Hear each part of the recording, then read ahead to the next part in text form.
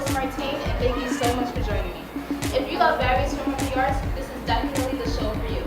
Each week, I will be introducing you to raw and amazing talent. And what better place to start other than here, my hometown, Jersey City.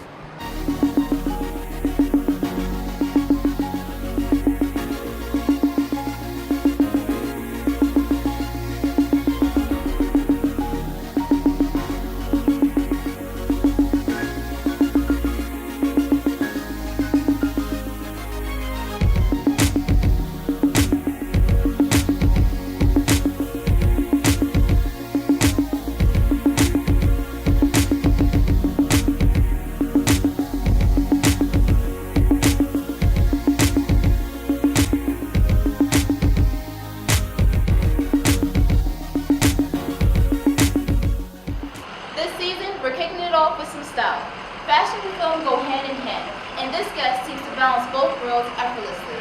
He's made his way from the runway to the silver screen and back. His name is Rico King.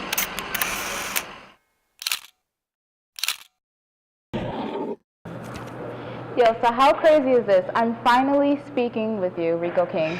After so much time we've known about what you've been doing, and since 2012, I've known about your work.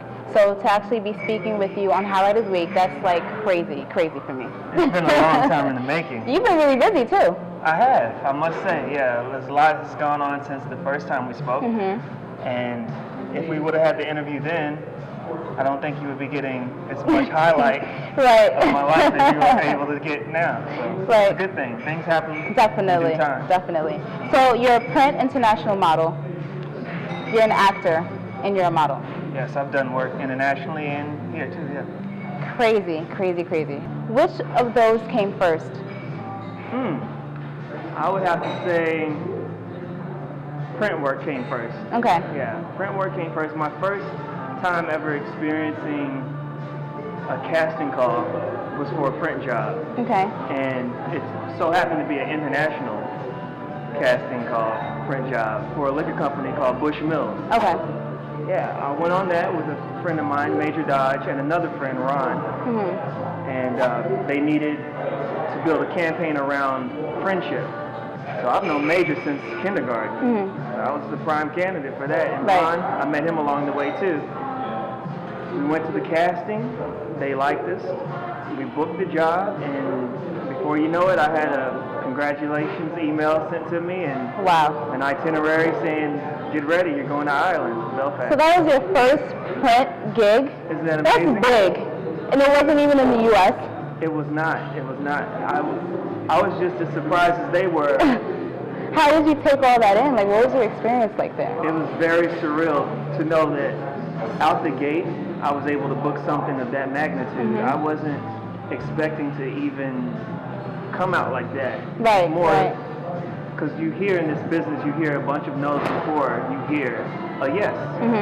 Well, it just so happened that my first attempt was a huge yes. Wow. And it got me out of the country. That is so crazy. Yeah, I'm glad I had my passport now.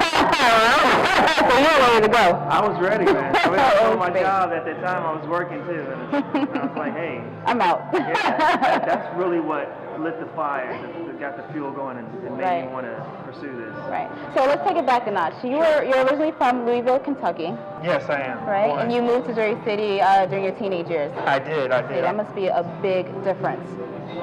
Yeah, it was. Did you have to get used to lingo, food, culture? All of that. Fashion. All of that. It was a huge part of my metamorphosis. So coming here, it was difficult. It was scary.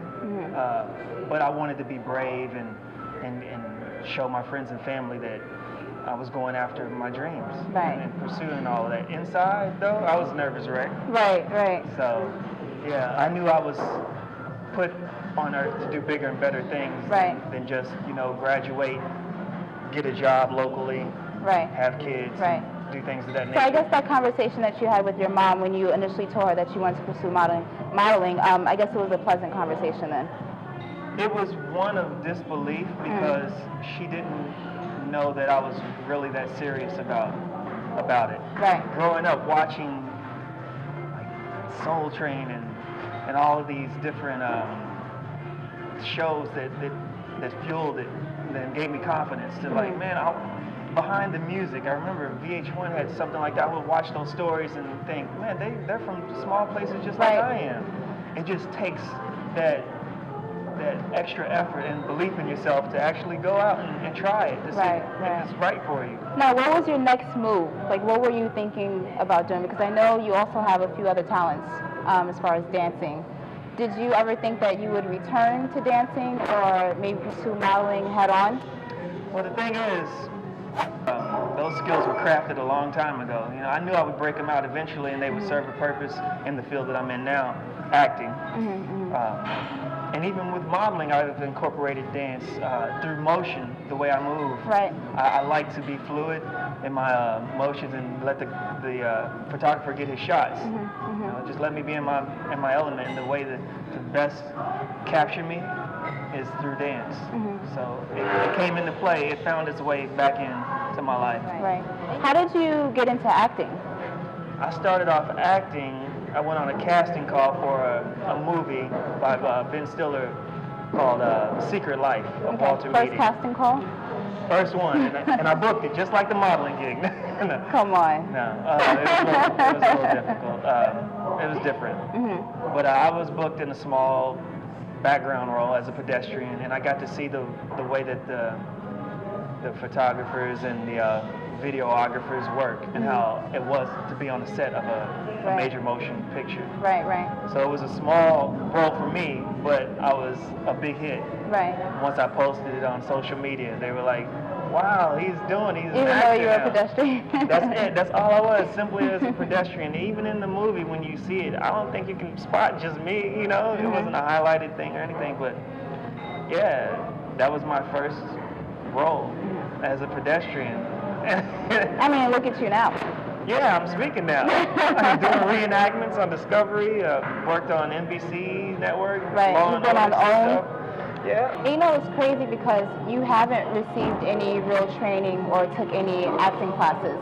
So what do you credit your success for? Who do you credit or what do you credit your success? Okay. A lot of times I just mimic what I see my friends do, who are actors, who are in the field too. My colleagues, Jabari Gray, Major Dodge, Kyle Paul. A lot of these guys that I go on castings with, or I'll see them at castings, rather, and find out what's going on in their lives and tell them about work that I've seen that they've done. And we build rapport that way. And I go home and knowing them on a personal level and then being able to see what they do on screen, it helps me grab little things, you know, little attributes and traits from what they do and incorporate them into my performance. So just keeping a good team around you, you know, it helps convey that storyline, you know. And also advice too. They give me great advice on how to be better. So fall is soon approaching, and you know what that means? Fashion Week. Yes. Speaking of Fashion Week, what is that? Oh, come on. No, you know a lot about Fashion Week. Come on, you're no strangers to the runway. You worked in New York Fashion Week, BK, with DCFW. How was that? How was all that like for you, being a part of those different Fashion Weeks? And New York Fashion Week, that's big. It's huge. It's huge. I'm gonna do Lincoln Center this year. I'm putting it out there right now. Wow. I haven't gone on one casting for it, but I'm telling you on there Highlight you of the Week. Speak it into existence, and it would happen. DC Fashion Week, that was my first runway show attempt and successful show that I had. I walked for Ian Williams. Okay. They've all been great, really. They all offer something different. Different markets offer different designs and different clothes. Right. So ultimately my goal is to be in New York Fashion Week this year. Right.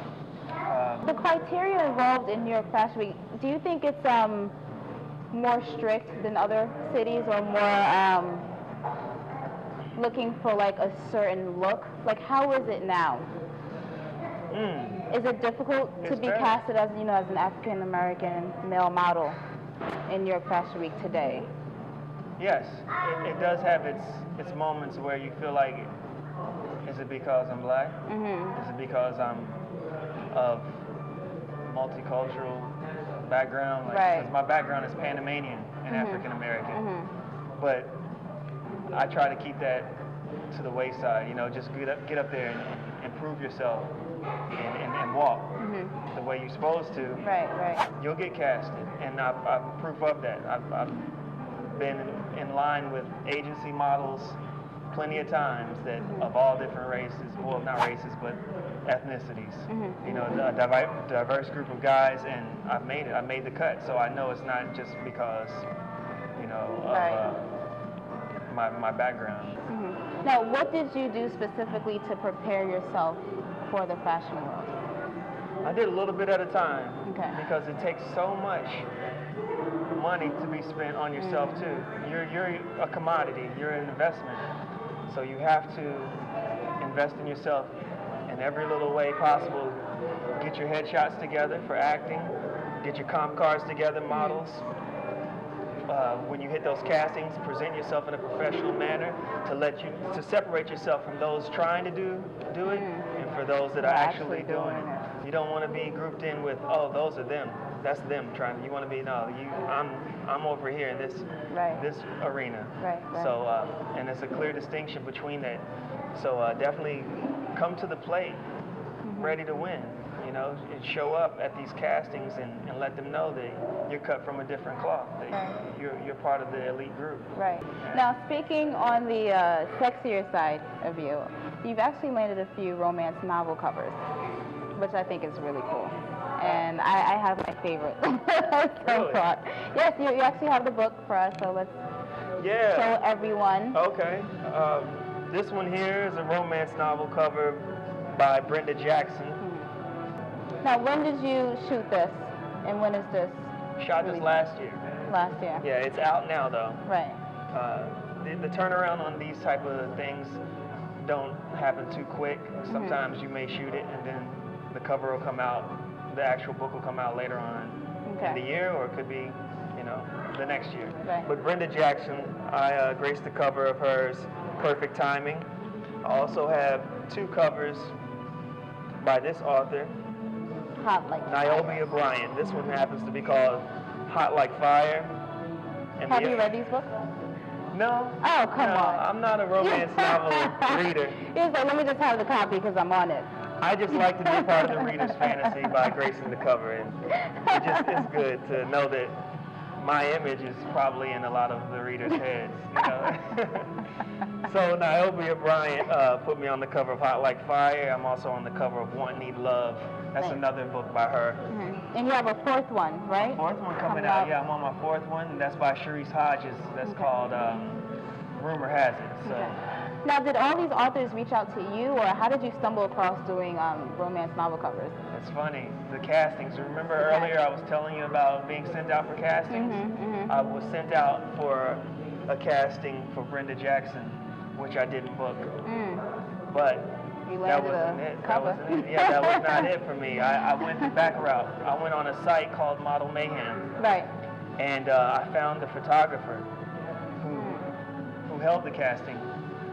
Interesting. That's very proactive. Yeah, that's what I'm saying. That every no leads you closer to a yes. Sometimes I get on a series of no's, and I'm actually thankful. And the casting director may look at me like, I'm sorry? Like, I'm like, no, you just brought me closer to a yes. You know, it's about that positive attitude that's going to bring you closer to where you want to be. It's just keep your eye on the prize. That's what my grandfather used to tell me. Don't lose sight of your goal. So, yeah, a series of no's always led me closer. And by example of that book right there, I went on Model Mayhem, found the photographer, wrote him a message. He asked me to come back in again, and at that time, they were looking for, I fit the description of what they were looking for. So I built a rapport with the photographer, and from there, he's booked me on several book covers. So even though I didn't get it through an agency, I still got it, and the agency didn't have to take a percentage out of what I made off of it. So now that's how you get the job. That's how you want to get the job. Keep all that in your pocket, but definitely tuck some back for the IRS, because alphabet boys, FBI, IRS, they will come looking for you. So make sure you handle your taxes too. Wow, congratulations. That's just amazing. That's amazing. Well, thank you. You also have a magazine that you were shot for. Oh. Vicissitude? Yeah, Vicissitude magazine. Joe Nunez helped me get placement in this magazine here. They did a 2-page editorial spread on me. And it felt good because I've always wanted to be published in a magazine. This is the July 2014 issue. Okay. And I think I'm on page like 57 here. Got your own editorial spread. Right. Look at you. Felt good. I love that photo. Thank you. Absolutely love that photo. This happens to be an example of what I was talking about, incorporating dance into the modeling aspect. Yeah, so with this, the photographer Joe Nunez, he gave me full creative control, not only to wear what I wanted, he gave me the theme, Americana, but he let me play music from my phone and just get busy and dance while he took the shots. Right. Two of the images here you see are from that. International superstar of all trades. Yeah, I'm doing my best to live up to that right there. Now, with all these great things that you've excelled in, what has been the highlight of your career? Let's see. Highlights, the Bushmills whiskey campaign, right off the bat. Big pharmaceutical campaigns, print modeling stuff. Being able to say I was a part of Law and Order, the 300th episode, Law and Order anniversary. Walking on the runway in fashion weeks. Man, if you can choose one, there's been so much. What would that be? It's kind of hard to narrow it down to one. I mean, I could say the magazine or I could say the book, but it's just hard to pick because I've gotten to work with so many great people, and out of those opportunities, it's spawned so many highlights, you know, and stuff that just sticks in my mind right now. So we reviewed all of that. I'd take it back full circle to the Bushmills campaign, being able to step outside the country. Right. Yeah. So what can we expect next from you? I'm going to be publishing another magazine. Okay. September issue. Actually, I got 2 publications coming out in September. Maybe a big movie role sometime soon? Let's bring it into existence, yes. A big movie role starring Rico King, yes, in the credits. I like the sound of that. How about you? That sounds really good. I like that. Well, please tell everyone where we can find you. Absolutely. You can find me on Instagram. My Instagram is rking6312, and also on Facebook, Rico A. King. Rico King. Hey, this is Rico King. You're now tuned in to Highlight of the Week with IBRS TV. You're not tuned in to IBRS, you ain't tuned in to nothing. I hope you enjoyed this glimpse into Rico King's life. I want to thank you for being such a good guest on the show. I also want to thank Union Republic for being such a great host. For more information on Union Republic and Rico King, please visit the link in the description box below. For more information on Highlight of the Week, please subscribe to my YouTube channel and like my fan page on IBRS TV. Thank you so much for tuning in. Until next time.